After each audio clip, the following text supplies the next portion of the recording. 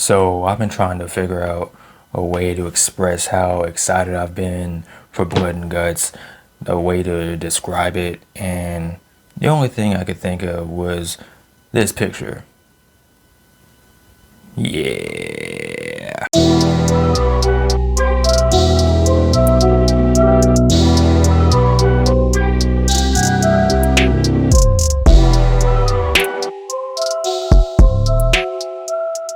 Here. What's goody?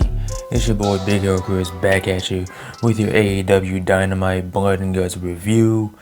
If you're new to the channel, go ahead and subscribe. Leave me a thumbs up. Ring that notification bell. Leave me some comments. Let me know what you're thinking, how you're feeling. What were your thoughts on Blood and Guts? What did you think about the match? And man.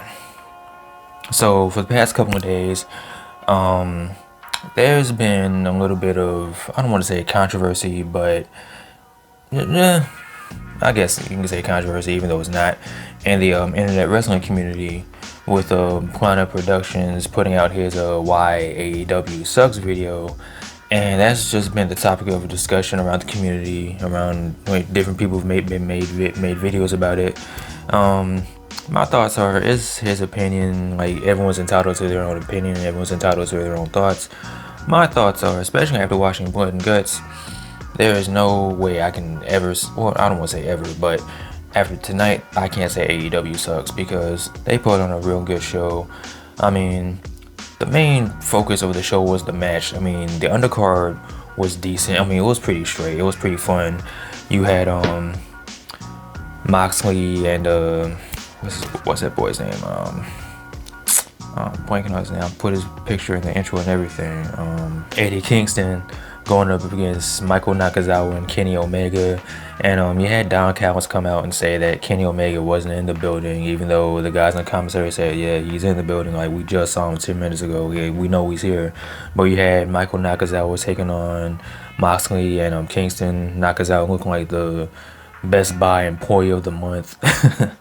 I mean, that was kind of just a big setup, a distraction for Kenny Omega to come out and get to jump on Moxley and Kingston. And it was a tag team match, but eventually Kenny Omega left and left Michael Nakazawa, the world's greatest Best Buy employee, high and dry, and it just left him by himself for Moxley and Omega, not Moxley and Omega, but Moxley and Kingston. They pick up the win. And then after the match, you have the Young Bucks come out, and then you have the Good Brothers, and they had to jump on Moxley and Kingston. They jump the two, and Kenny Omega hits the One-Winged Angel on Eddie Kingston.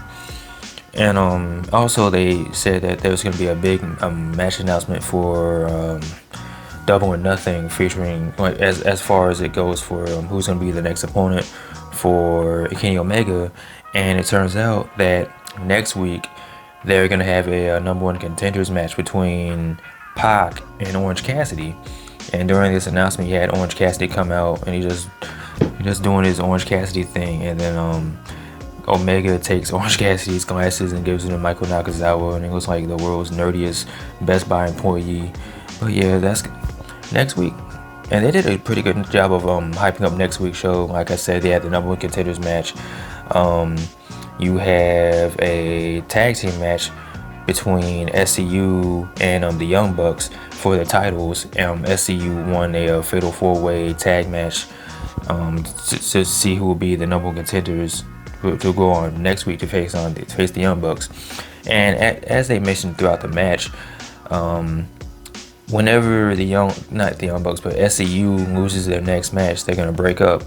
And next week, the SCU is going up against the Young Bucks, and I really don't see the Young Bucks losing the tag team titles. So next week we could see the end of SCU. You might as well tell them SCU later, because you don't want to be a tag team anymore.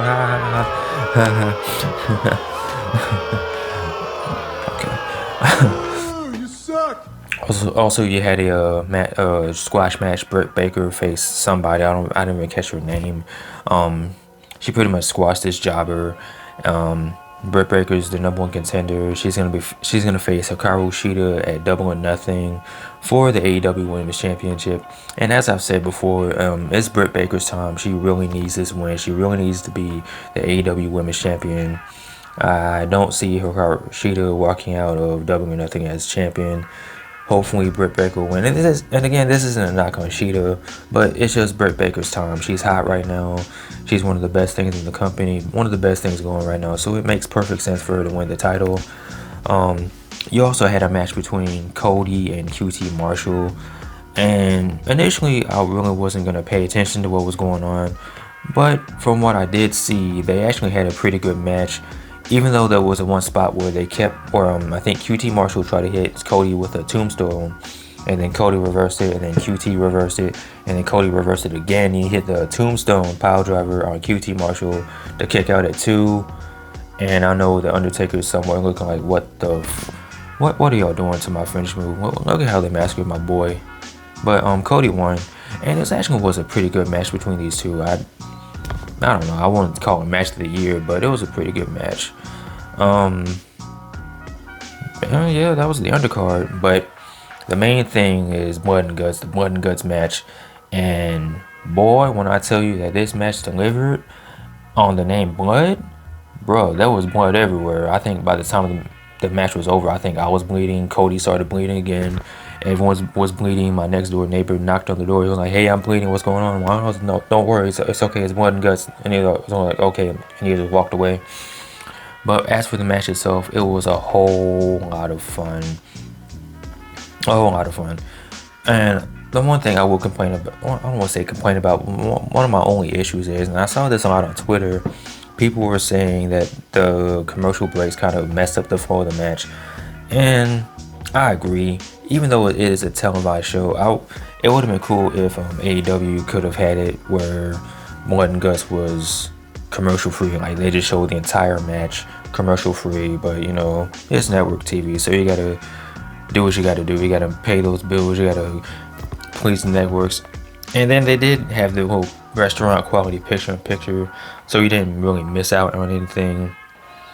But again, back to the match.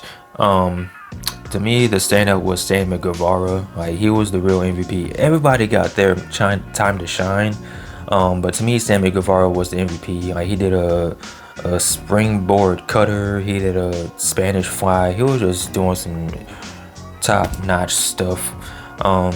Santana and Ortiz, they did the most Bronx thing I think I've ever seen, and that was stab a man in the face with a fork. But yeah, eventually the Pinnacle picked up the win, and going into the match, I really didn't know who was gonna win. Like, I would have been cool with either side winning, whether it would have been the Inner Circle or the Pinnacle. In this case, the Pinnacle then did win, and how they won. So during the commercial break, you saw MJF escape the cage, and he was climbing to the top of the cage, and you saw Chris Jericho follow, and Chris Jericho locked in the walls of Jericho, and MJF hit a low blow to escape. He locked in the Salt of the Earth twice. Eventually, they started fighting on top of the cage again. They punched for a little bit, and then MJF got the upper hand. He used the diamond ring and knocked Chris Jericho out. And he was actually threatening to throw Chris Jericho from the top of the cage. And you saw the Inner Circle pleading like, "Look, man, don't do it. Like, listen, we'll surrender. Like, just don't throw Chris Jericho out from the top of the cage." Even though you knew either way MJF was going to throw him from the top of the cage, the Pinnacle won because the Inner Circle surrendered. And like I said, MJF threw him from the top of the cage anyway. And it was a pretty cool spot. Like I said, the match was just super violent, super bloody. To prepare for the show, I binge watched a couple shows of Invincible on Amazon because there was a lot of blood in that show. So I figured, all right, this would get me hyped up and ready to see some more blood on my professional wrestling. So yeah, oof. If you, like, for whatever reason, if you didn't watch the show, if you're not even an AEW fan, I'll still insist that you, even if you don't check out the whole show itself, just check out the Blood and Guts match because it was actually a whole lot of fun. There was some real cool spots. It lived up to the name. It definitely had blood surplus. It had blood and then some. The ring just looked jacked up. Like, it had two rings under one cage. You had one ring that just looked jacked up. Like, they tore up the ring mat.